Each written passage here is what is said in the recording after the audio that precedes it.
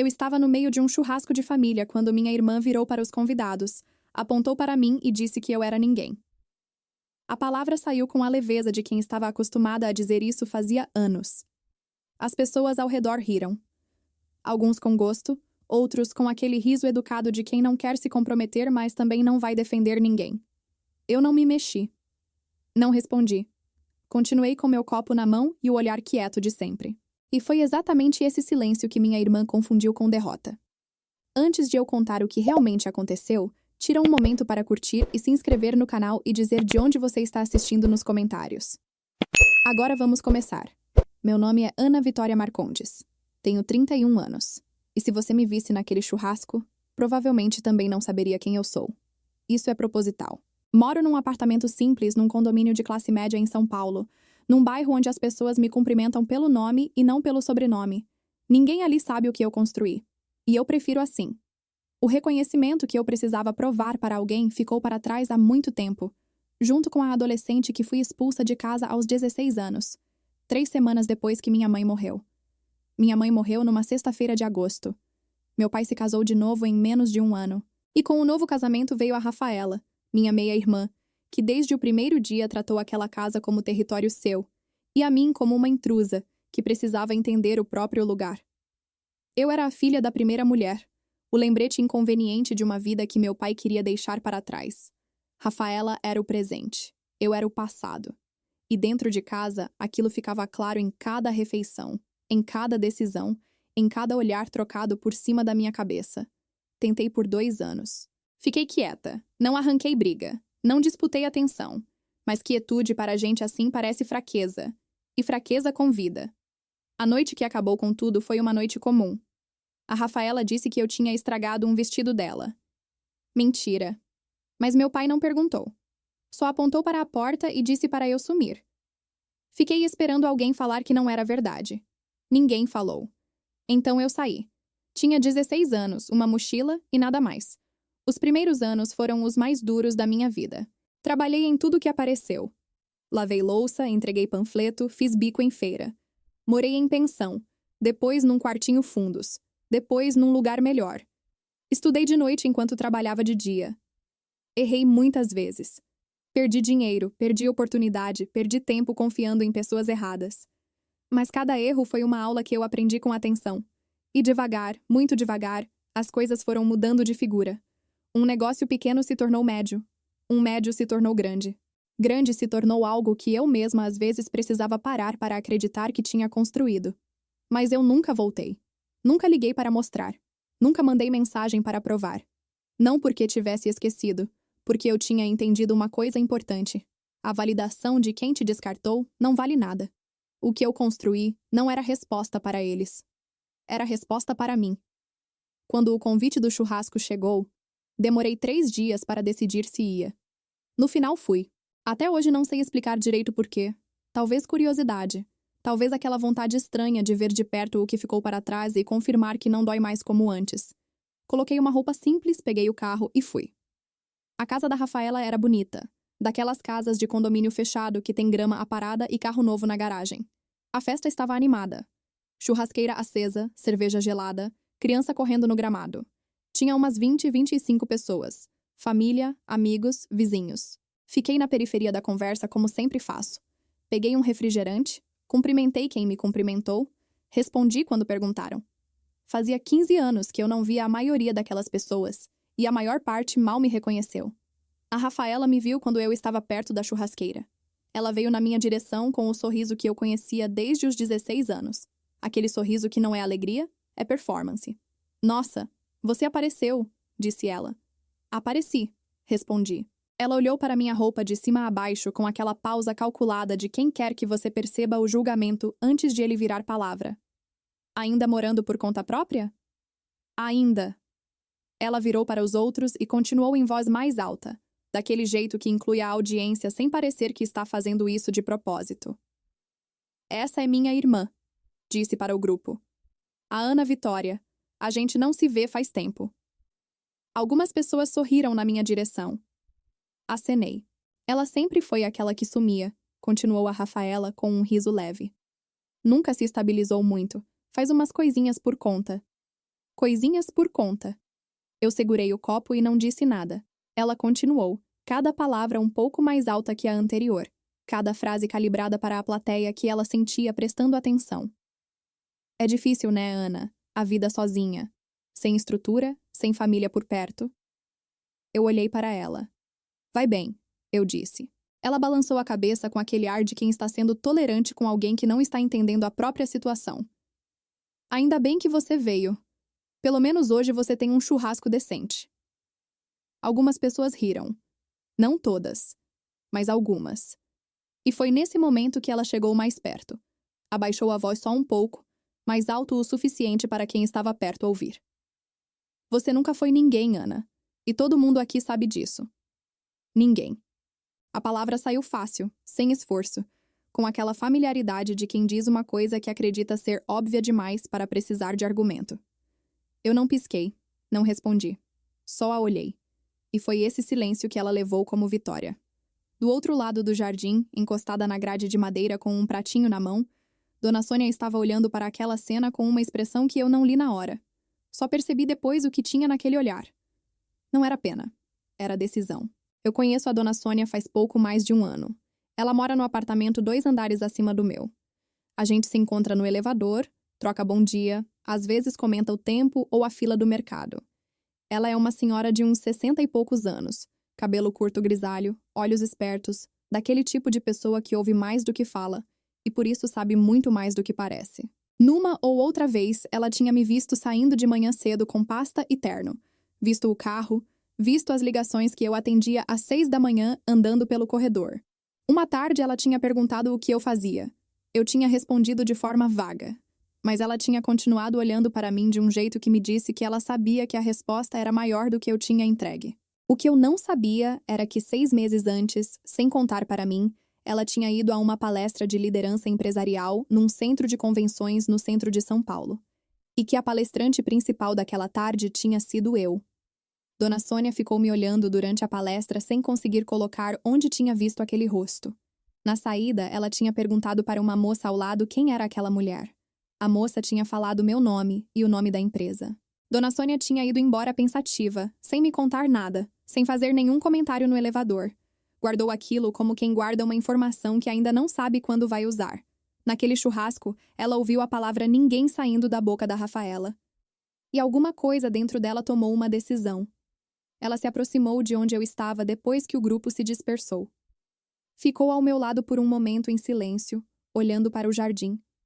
Depois disse baixinho, sem olhar para mim. Eu estava na sua palestra no centro de convenções. Eu virei para ela. Ela continuou com a mesma voz tranquila. Fui sem saber que era você. Só entendi quando vi seu nome na tela. Fiquei em silêncio por um instante. Dona Sônia, eu disse. Por favor, não fala nada. Ela me olhou com aquela calma de quem já tinha pensado nisso antes. Vou respeitar, disse. Mas saiba que se eu precisar falar, eu falo. Concordei com a cabeça e a conversa acabou ali. O churrasco continuou. A tarde foi passando, a carne foi rodando, as conversas foram se misturando. Em determinado momento, o noivo da Rafaela, um homem que eu mal conhecia, se juntou ao grupo perto da churrasqueira. Ele se chamava Henrique, trabalhava numa área de negócios internacionais, aquele tipo que circula bem em qualquer ambiente, confortável com conversa, com gente, com situação social. A Rafaela estava ao lado dele com a mão no braço dele, irradiando a satisfação de quem está exatamente onde quer estar.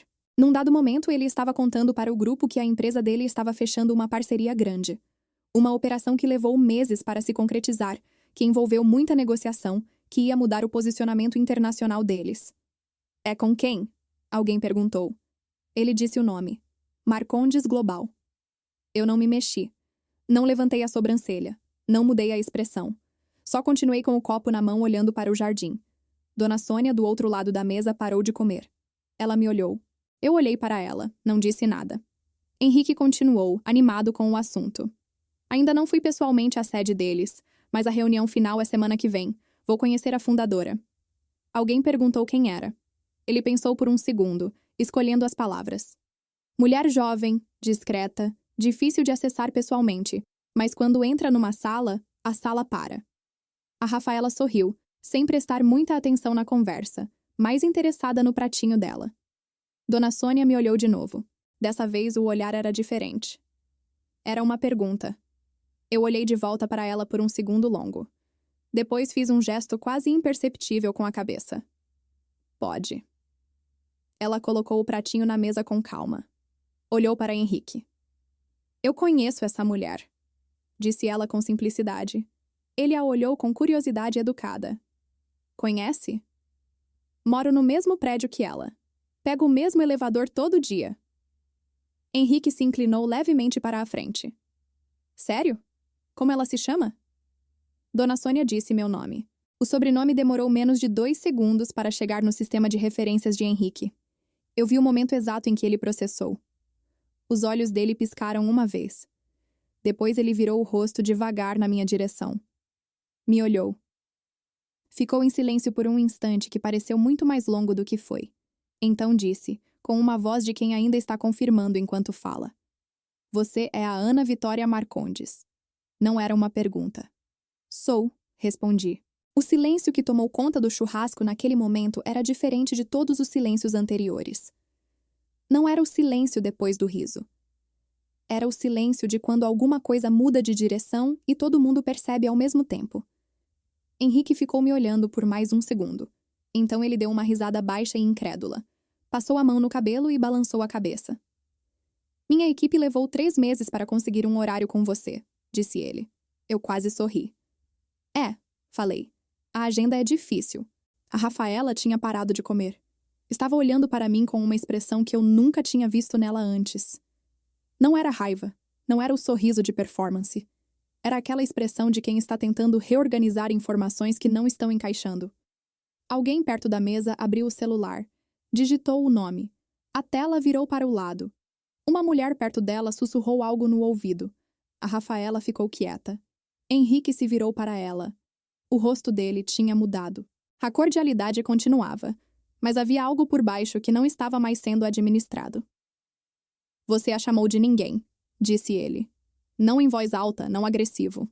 Mas claro. A Rafaela abriu a boca. Eu não sabia que... Não é sobre isso. Ele cortou. Ela fechou a boca. A mesa estava quieta. O cheirinho de carne assada ainda estava no ar. Alguém virou a carne na grelha sem querer fazer barulho. Henrique me olhou. Me desculpe, disse ele, pelo que você ouviu aqui hoje. Não precisa, respondi. E era verdade. Não precisava. Peguei a bolsa, cumprimentei as pessoas que estavam perto com um aceno, cheguei em Dona Sônia, toquei levemente no ombro dela. Obrigada, eu disse baixinho. Ela me olhou com aquele olhar de quem sabe exatamente o que fez e não precisa de nenhum comentário a mais. Saí pelo jardim, passei pelo portão, cheguei no carro. Não ouvi o que aconteceu depois que saí, mas nos dias seguintes algumas coisas chegaram até mim de formas diferentes. Henrique mandou um e-mail formal para o meu escritório reconfirmando a reunião da semana seguinte. Educado, profissional, sem nenhuma menção ao churrasco. A reunião aconteceu normalmente, como qualquer outra reunião de negócios. Ele me tratou com o mesmo respeito com que teria tratado qualquer parceira de nível. Fechamos o acordo. A Rafaela ligou 4 dias depois. Eu vi o nome na tela e fiquei olhando por alguns segundos. Deixei cair na caixa postal. Ela mandou mensagem. Dizia que precisava conversar, que as coisas tinham saído do controle, que ela não tinha mal. Eu li. Não respondi. Não de raiva. De entendimento. Porque raiva pressupõe que você ainda espera algo da pessoa. E eu tinha parado de esperar alguma coisa da Rafaela há 15 anos. Meu pai me ligou 1 semana depois. Não falávamos diretamente desde que eu tinha 16 anos. A voz dele estava diferente, mais velha, mais baixa. Disse que tinha ficado sabendo. Que estava orgulhoso. Que queria se desculpar pelo que tinha acontecido. Eu ouvi tudo. Depois disse que estava bem. Que ele podia ficar bem também. Que não havia nenhuma guerra para encerrar da minha parte porque eu tinha parado de travar essa guerra fazia muito tempo. Ele ficou em silêncio. Eu disse que se um dia ele quisesse tomar um café, podia me ligar. Mas que isso era uma escolha dele, não uma obrigação minha. Desliguei sem pressa. Dona Sônia e eu tomamos chá na varanda dela na tarde seguinte. Ela não perguntou sobre o churrasco. Eu não comentei sobre a reunião. A gente ficou ali conversando sobre outras coisas. Sobre a planta que ela estava tentando fazer crescer no parapeito e que teimava em não brotar. Sobre a padaria nova que abriu na esquina e que ela ainda não tinha testado. Sobre o frio que estava chegando. Antes de ir embora, ela disse uma coisa que ficou. Eu só fiz o que era verdade, disse ela. A verdade não precisa de ajuda para acontecer. Só precisa de alguém que não tenha medo de dizê-la. Fui embora pensando nisso. Eu passei 15 anos construindo em silêncio não porque tivesse medo de ser vista, mas porque aprendi cedo que mostrar para quem te descarta o que você se tornou é uma forma de ainda pedir a aprovação deles. E eu tinha parado de pedir aprovação antes de saber como escrever um contrato. O dia em que minha irmã me chamou de ninguém num churrasco de família foi o mesmo dia em que eu entendi que a palavra nunca foi sobre mim. Foi sempre sobre o medo que ela tinha de que eu fosse alguém. E quando a verdade apareceu, simples, sem grito, sem discurso, dita por uma senhora de cabelo grisalho que pega o mesmo elevador que eu todo dia, aquele medo se tornou exatamente o que sempre foi. A única coisa que ninguém pode tirar de você é o que você construiu de verdade. E o que é de verdade não precisa de apresentação. Ele já chegou antes de você abrir a boca.